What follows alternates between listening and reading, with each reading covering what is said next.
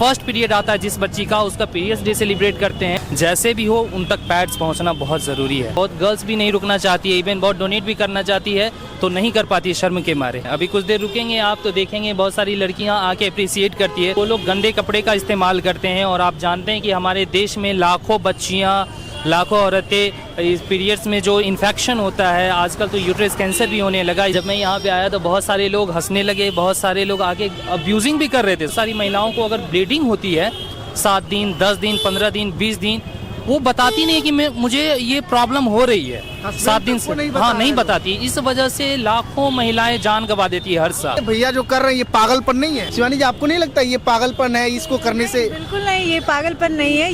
ये जो बोर्ड है आप लेकर के खड़ी हो जाएं तो सैकड़ों लड़के रुक जाएंगे पैसा देने के लिए, डोनेशन करने के लिए, लेकिन एक लड़का कर रहा है तो कोई नहीं रुक रहा है।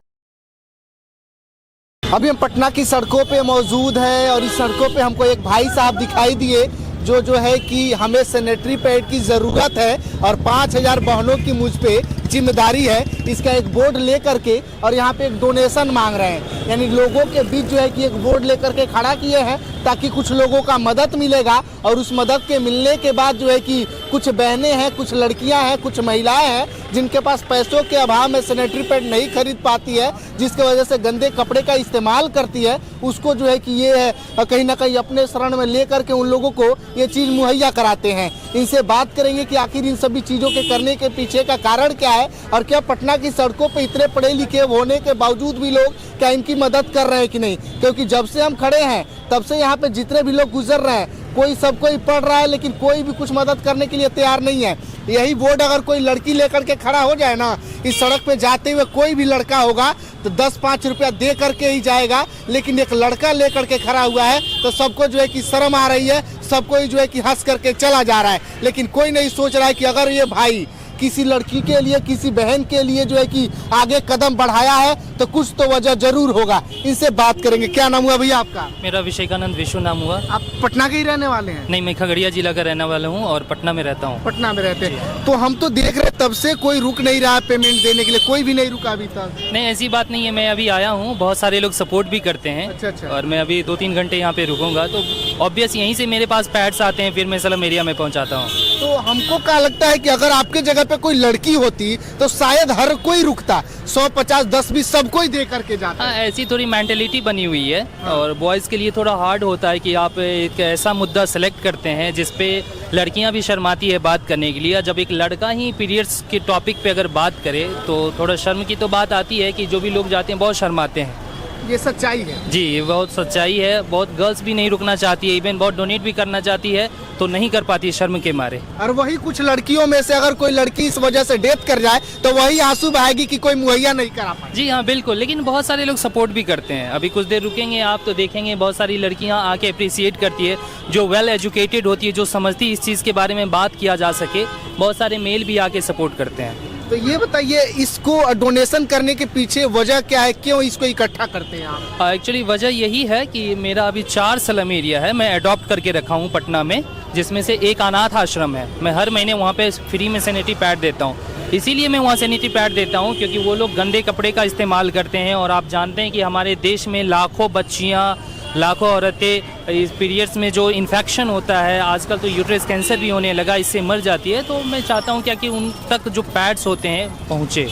ये बहुत ही अच्छा जो है कि एक मुहिम भैया चला रहे हैं। अच्छा, ये बताइए, पढ़े लिखे हैं, एजुकेटेड हैं, घर की जिम्मेदारियां आपके ऊपर होगी, खगड़िया से पटना आकर के ये सब काम करने के पीछे क्या वजह है? क्यों इस काम को शुरुआत किया? आप पढ़ लिख करके नौकरी कर सकते थे, अच्छा अर्निंग कर सकते थे। देखिए, जहाँ तक रही बात, मैं पर्सनली इसके लिए नहीं आया हूँ।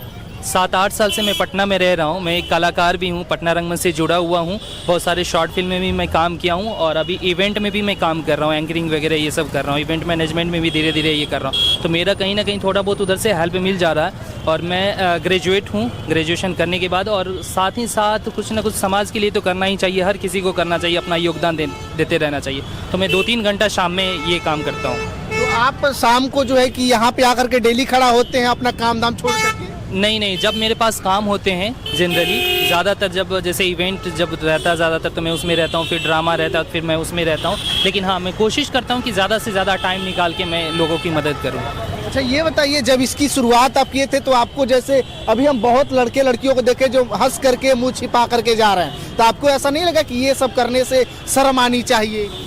देखिए, पहले तो इसके बारे में अगर सोच तो रहे थे, लेकिन कहीं ना कहीं पॉजिटिव वाइब्स भी आ रही थी। मेरे को लगा कि कहीं ना कहीं देखते हैं रिजल्ट इसका क्या आता है। जब मैं यहाँ पे आया तो बहुत सारे लोग हंसने लगे, बहुत सारे लोग आगे अब्यूजिंग भी कर रहे थे साइड से। अगर बहुत सारे लोग जाएंगे तो गाली देते हुए, क्या बकवास है, क्या बकचोदी, दिस डैट, बहुत कुछ बोलते हुए चले जाते हैं। लेकिन इसके पीछे यही है कि मुझे मोटिवेशन ये मिलता है जब मैं जाता हूँ स्लम एरिया में, वहाँ की बच्चियाँ जो है, उनकी जो वहाँ की औरतें हैं, उनकी आंखों में जब एक होप देखेंगे कि फ्री में सैनिटरी पैड अगर देते हैं तो उनके लिए कितना इम्पोर्टेंट होता है, तो वो मेरे लिए मोटिवेशन की बात हो जाती है। और साथ ही साथ मैं अभी पीरियड्स डे भी सेलिब्रेट करता हूँ, ताकि जो भी स्लम एरिया के क्षेत्र में है इस टॉपिक पे बात कर पाए।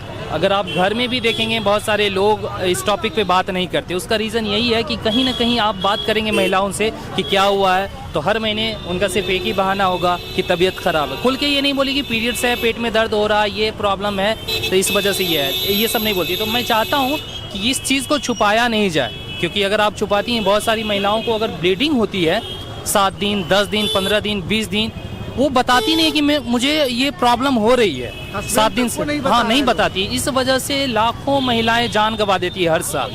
तो मैं चाहता हूँ कि जैसे ही इस मुद्दे पे कंफर्टेबल फील करेंगे तो ऑब्वियस घर में भी बात करेंगे। पीरियड्स डे अभी सेलिब्रेट कर रहे हैं तो वो समझ लीजिए कि एक नया पौधा है, फर्स्ट पीरियड आता है जिस बच्ची का, उसका पीरियड्स डे सेलिब्रेट करते हैं, ताकि इस मुद्दे पे वो बात करेंगे, ज़्यादा से ज़्यादा लोगों को बताएंगे। और जिस बच्ची का पीरियड्स नहीं आता है वो अगर ये मैसेज को देखती हैं तो उनके अंदर एक एक्सपेक्टेशन होगा कि मेरा जब पीरियड्स आएगा तो मैं इसको सेलिब्रेट करूँगी। तो डेफिनेटली कहीं ना कहीं ये पॉजिटिव वाइब्स आ रहा है। और अभी तक मैं 3 पीरियड्स डे जो है मैं सेलिब्रेट कर चुका हूँ, और मेरे पास अभी काफ़ी कॉल्स भी आ रहे हैं। तो जैसे जैसे डेट मेरा सेट होगा मैं जाके उधर वो करूँगा। अच्छा, एक और चीज़ जानना जरूरी है, कुछ ऐसी महिलाएं, बहनें, लड़कियां हैं जो इंतजार कर रही होगी कि भैया अगले महीना लाएंगे हमारे लिए तो हम उसका इस्तेमाल करेंगे। अभी बुद्धा कॉलोनी है, थाना है, उसके जस्ट बगल में एक स्लम एरिया है। वहाँ पे एक बार क्या हुआ कि मेरा 10 से 15 डेट जो होता है उसमें डोनेशन रहता है। एक बार थोड़ा लेट हो गया था तो मैं नहीं जा पाया था, तो 2-4 लोग वहाँ पे गए थे कुछ डिस्ट्रीब्यूट करने। तो उन लोगों से पूछ रहे थे कि भैया अभी तक नहीं आए हैं, मेरा ख़त्म हो गया है, प्रॉब्लम हो रही है, बोलिए।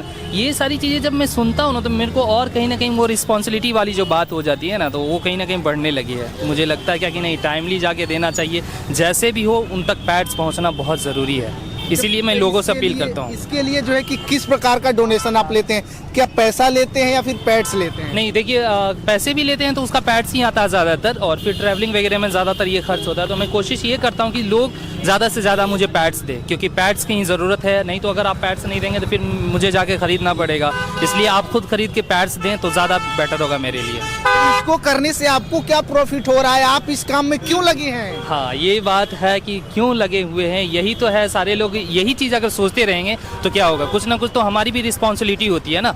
तो रिस्पॉन्सिबिलिटी तो निभानी चाहिए ना सोसाइटी के बारे में। लोग कहते हैं देशभक्त, अब देशभक्त का मतलब तो ये नहीं हो गया कि जो आर्मी में है, डिफेंस सेक्टर में जो हमारे सोल्जर्स है वो जान देते हैं, इसका मतलब यही नहीं है। देशभक्ति का मतलब ये है कि आपके पास जितना भी है, जो भी कुछ है, आप अपने अकॉर्डिंग लोगों की मदद करें, समाज की हेल्प करें। डेफिनेटली समाज कहीं ना कहीं आगे बढ़ेगा। ये सच्चाई है। देखिए, अभी हम पटना के बोरिंग रोड चौराहे पे मौजूद हैं और सभी लोग आ रहे हैं और इस जो है कि डोनेशन बोर्ड को पढ़ भी रहे हैं। लेकिन जो लोग समझदार हैं, जो लोग एजुकेटेड हैं, अपने स्तर से जितना हो सकेगा लोग हेल्प भी करते हैं, मदद भी करते हैं। लेकिन बहुत सारे ऐसे लोग हैं जो पढ़ करके भी जो है कि अनदेखा करते हैं और उन लोगों को समझ में नहीं आता है कि आखिर ये हो क्या रहा है। तो भैया आपको बता दें कि कुछ गरीब बच्चे ऐसे हैं जिनके पॉकेट में 10 रुपया नहीं होता है, जो भैया के सहारे वेट कर रहे हैं कि हमारे पास जब भैया लेकर के आएंगे तो उसका इस्तेमाल करेंगे। तो जो है कि इसी के लिए इस मुहिम को चलाया जा रहा है। अब एक और भैया, क्या नाम है भैया आपका? मेरा नाम सरफराज है। ये भैया जो कर रहे हैं ये पागलपन नहीं है? नहीं, एक अच्छा काम है। ये कैसे इसको अच्छा मानेंगे? हम तो देख रहे हैं जितनी भी बच्चियां आ रही हैं, जेंट्स आ रहे हैं, ये सब हंस के ही जा रहे हैं, सबको तो लग रहा है कि पागलपन है ये। देखिए, दूसरों को हंसने से क्या होता है, मेन फोकस है। देखिए, हम लोग सिर्फ अपने हेल्थ के बारे में सोच रहे हैं, हम लोग उन गरीबों के बारे में तो सोच नहीं रही है। तो अगर हम लोग दूसरे के बारे में सोच रहे हैं तो सबसे बड़ी खुशी हमको उसी में मिलती है। अगर ये एक अच्छा काम कर रहे हैं हमारे देश के प्रति, इसको पैडमैन भी कहा जा रहा है, देख सकते हैं कितना अच्छा काम कर रहे हैं। मतलब ये अपना हर चीज़ छोड़ के गरीबों के लिए, उनकी हेल्थ के लिए, प्रॉपर हेल्थ के लिए सोच रहे हैं। तो हम लोग इसको अप्रिशिएट करना चाहिए, हम लोग आगे आके इनका मदद करना चाहिए। ये सच्चाई है। आपका क्या नाम हुआ मैडम? शिवानी। शिवानी जी, शिवानी जी आपको नहीं लगता ये पागलपन है इसको करने से? बिल्कुल नहीं, ये पागलपन नहीं है, ये गरीबों का हेल्प करने के लिए हम लोग कर रहे हैं और जिसको मालूम नहीं है उसके लिए किया जा रहा है। तो फिर पटना में सारे बच्चे बच्चियां पढ़े लिखे हैं, फिर क्यों नहीं लोग रुक रहे हैं यहाँ पे? अब उनकी अपनी चॉइस है कि वो नहीं रुक रहे, क्योंकि वो चाहते नहीं है वो चीज़ बताना, बट ये चीज़ एक्सप्लेन करना चाहिए। और ये नहीं लगता कि अगर ये जो बोर्ड है आप लेकर के खड़ी हो जाएं तो सैकड़ों लड़के रुक जाएंगे पैसा देने के लिए, डोनेशन करने के लिए, लेकिन एक लड़का कर रहा है तो कोई नहीं रुक रहा है? आपको नहीं लगता ये सही? क्योंकि ये लोगों का सोच है। अब लोगों की सोच को नहीं बदल सकते हैं। अब लड़का लड़की कोई फर्क करना नहीं चाहिए। अब लड़के करते हैं तो वो अलग बात है। बिल्कुल ये सच्चाई है और सच बात है कि लोग पता नहीं क्यों जो है कि आज भी एजुकेटेड नहीं है। कुछ सालों पहले अक्षय कुमार की मूवी भी आई थी, इसमें जो है कि इस बात को लेकर के काफ़ी ज़्यादा लोगों को जागरूक करने का प्रयास किया गया था। इसको एक महामारी का रूप दिया गया था कि एक महामारी है और इस महामारी से कैसे बचना है, तो ये तमाम जो है कि प्रिकॉशन बताए गए थे। हालांकि पटना की सड़कों पे है, सभी लोग आ रहे हैं जा रहे हैं, काफ़ी बड़ी संख्या में यहाँ पे गाड़ियाँ भी आ रही है। और बोरी रोड चौराहा तो आप लोगों को पता है कि कितना जो है कि मतलब कि कहे तो ट्रैफिक वाला चौराहा है, उसके बावजूद भी लोग यहाँ पे सोच नहीं रहे कि नहीं भैया को मदद करना चाहिए। हालांकि मदद किया जाए तो बहुत सारे ऐसे बच्चे हैं जिनका जो है कि हेल्प किया जा सकेगा।